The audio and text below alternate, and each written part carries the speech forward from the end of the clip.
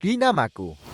Tokoh yang lainnya masih di zaman awal-awal tasawuf, perkembangan tasawuf, adalah seorang sufi yang bernama Abu Yazid atau yang disebut Bayazid Al-Bustami, meninggal 874 Masehi. Kepribadiannya menjadi sangat menonjol di kalangan tasawuf Parsi awal. Tidak banyak ahli mistik yang mengesankan dan membingungkan orang-orang sejamannya dan zaman-zaman sesudahnya, seperti halnya petapa yang berasal dari daerah tak begitu penting, Bistam namanya atau Bastom, yang terletak di barat laut Iran. Ia dikatakan mengalami peristiwa-peristiwa aneh dan imannya tebal, sangat kuat. Ungkapan dan paradoks teopatisnya telah menarik perhatian ahli mistik lain yang berbeda darinya, yakni Junaid al-Baghdadi yang meninggal 910 Masehi, pemimpin mazhab Baghdad yang beranggapan bahwa Bayazid belum mencapai tujuan akhir seorang pencari. Sudah banyak usaha dilakukan di Eropa untuk menjelaskan kepribadian Bayazid dan ucapan-ucapan yang penuh teka-teki. Yang terbaik adalah sebuah telaah pendek namun mendalam yang dilakukan oleh Helmut Ritter R.C. Zeichner telah menekankan kemungkinan adanya pengaruh India pada Bayazid. Tentu saja kita tergoda untuk membayangkan bahwa Bayazid mengenal pemikiran Vedanta, dan beberapa persamaan yang ditunjukkan Zeichner tampak masuk akal.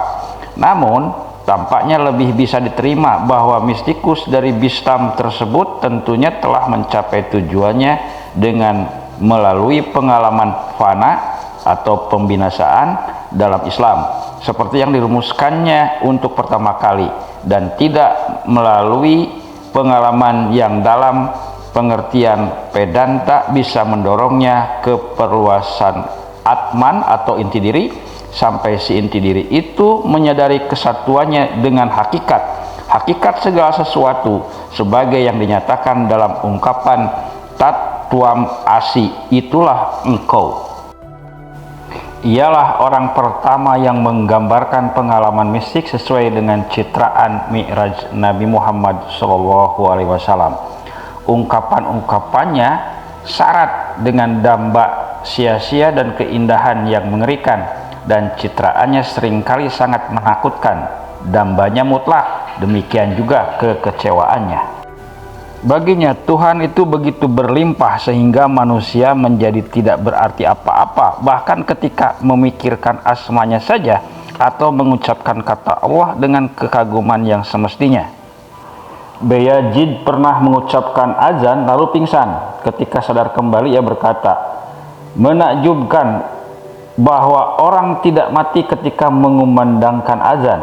Namun bagaimana pula kita menafsirkan pengembaraan tentang terbangnya di seberang angkasa selama 3 kali 30.000 tahun, sampai akhirnya ia tak menemukan apapun kecuali Bayazid di singgasana ilahi dan di belakang cadar yang menyembunyikan Tuhan. Dan inilah jawabannya kepada seorang yang bertanya, kapankah manusia mencapai Tuhan?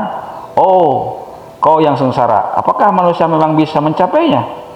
Salah seorang sahabat mistiknya, namanya yang berbeda-beda dalam pelbagai hadis, mengirimkan selembar sajadah kepadanya, tetapi ia menjawab, aku telah mengumpulkan segala puji-pujian semua penghuni langit dan 7 lapis bumi, dan menaruhnya di dalam bantal, dan menaruh bantal itu di bawah pipiku.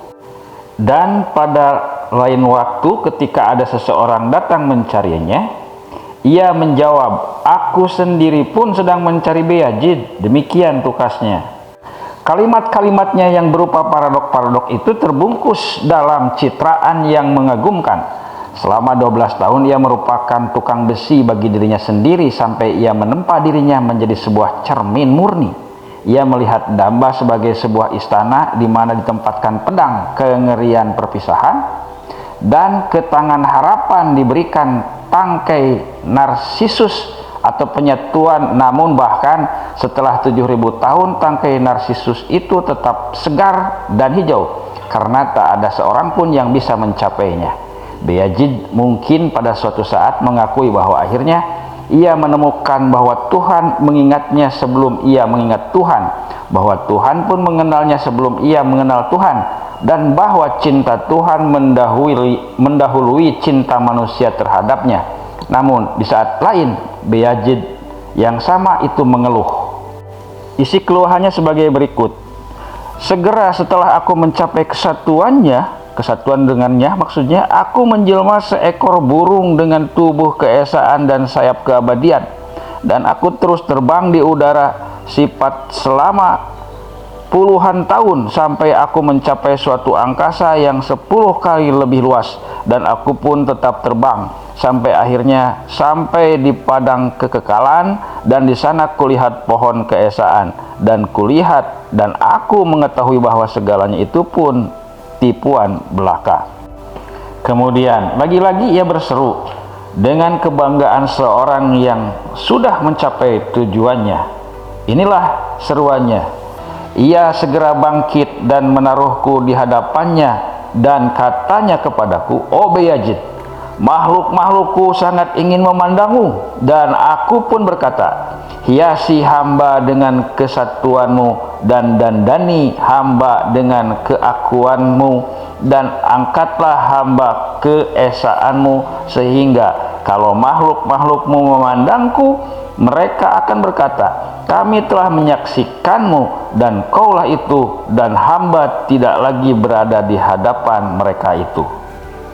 Tentunya Bayazid tengah berada dalam luapan rasa serupa itu ketika ia berkata, "Subhani, mulialah aku, betapa agung kebesaranku." Keadaan serupa ini di dalam dunia mistik disebut sat, terambil dari bahasa Arab yang jamaknya satahat atau satiyat. Dalam tradisi mistik Islam Sufisme adalah ucapan ekstatis yang mungkin bersifat keterlaluan. Kata tersebut berasal dari akar kata satha yang mengandung arti meluap atau curahan yang disebabkan oleh agitasi. Ucapannya ini telah menjadi teka-teki bagi kaum mistik zaman-zaman kemudian, dan telah sering pula diulang-ulang oleh para penyair-penyair Iran, Turki, dan India Muslim sebagai bukti keadaan padu yang dicapai oleh seorang mistikus sempurna.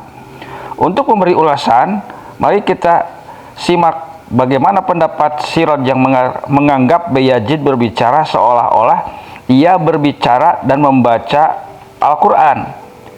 Seolah-olah ia membaca sabda dalam Quran, "Sesungguhnya aku ini adalah Allah, tidak ada Tuhan selain Allah." Surah 20 ayat 14. Dan pendapat Siraj itu merupakan penjelasan yang lunak.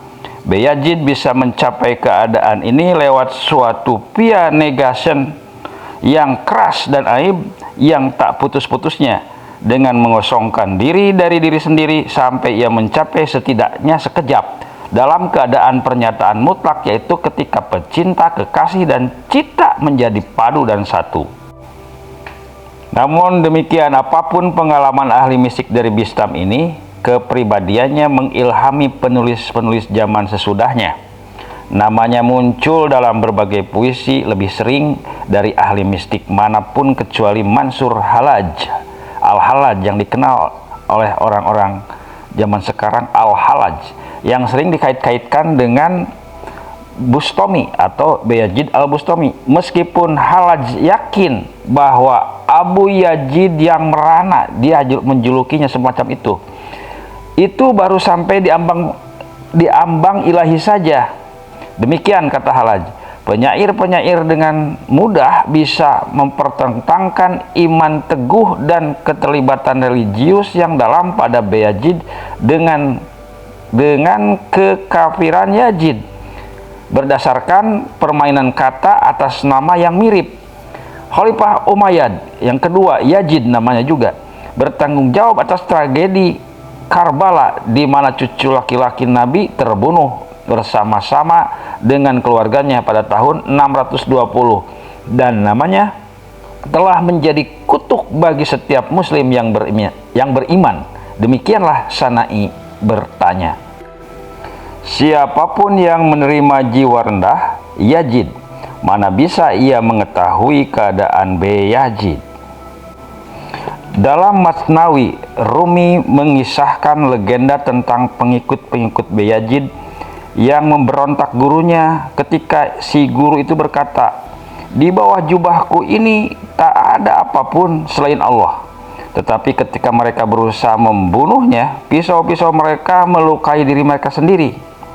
Sebab seorang wali yang sempurna adalah cermin murni yang memantulkan kembali sifat-sifat orang itu sendiri. Dalam kisah yang lain, ia menyebutkan tentang seorang Zoroaster yang menolak Islam karena orang itu merasa terlalu lemah untuk memeluk agama yang telah menghasilkan seorang rohaniawan pahlawan seperti Bayazid. Dan sebagai kenangan bagi ahli mistik yang suka bersunyi diri itu, masih banyak didirikan tempat-tempat suci di pelosok-pelosok terpencil di dunia Islam. Di Jauspana, di Maghribi, dan di Chittagong, Bangladesh, dan kura-kura besar berwarna putih yang dipelihara dalam tangki air besar, dan orang-orang berziarah ke tempat-tempat itu untuk mendapatkan berkah bagi dirinya sendiri atau anak-anak mereka. Ada sebuah hagiografi. Hagiografi itu adalah biografi yang menggambarkan kehidupan seseorang, sekaligus isinya itu menguduskan, mengkultuskan tokohnya. Itu yang dimaksud dengan hagiografi. Hagiografi yang ditulis oleh Sufi sering menyebutkan sebuah surat yang dikirim ke Bayazid oleh Yahya ibnu Mu'adz yang isinya, "Saya mabuk setelah meminum begitu banyak dari cawan cintanya," cinta Tuhan maksudnya. Dalam jawabannya, Abu Yazid mengatakan, "Orang lain telah meminum samudra sorga dan dunia, namun kehausannya belum juga terpuasi. Lidahnya terjulur keluar dan ia menjerit, 'Masih adakah yang bisa diminum lagi?' Kehausan metafisik Bayazid belum pernah terpuasi. Ia termasuk mereka yang bahkan apabila mereka setiap hari meminum 7 lautan penyatuan dari cawan ini, mereka tetap berkata dari kehausan dan kehausan, berdiri di atas air kehausan dan tidak mendapatkan minuman." Kemenakan Bayazid yang mencatat sejumlah besar ungkapan-ungkapannya pernah bertanya tentang pengingkaran terhadap dunia, dan sang paman menjawab, "Pengingkaran atau juhud itu ada nilainya. 3 hari lamanya aku dalam pengingkaran, dan pada hari keempat selesailah sudah. Hari pertama kuingkari dunia ini, hari kedua kuingkari akhirat, hari ketiga kuingkari segalanya kecuali Tuhan. Ketika hari keempat tiba, tak ada lagi yang tersisa bagiku kecuali Tuhan. Aku telah mencapai damba yang sangat menyakitkan. Kemudian ku dengar ada suara yang menyeruku, 'Oh Zunnun, kau tidak cukup kuat untuk bertahan bersamaku sendiri.' Ku jawab, 'Itulah memang yang hamba inginkan.' Kemudian suara itu berkata, 'Kau telah menemukannya, kau telah menemukannya.'"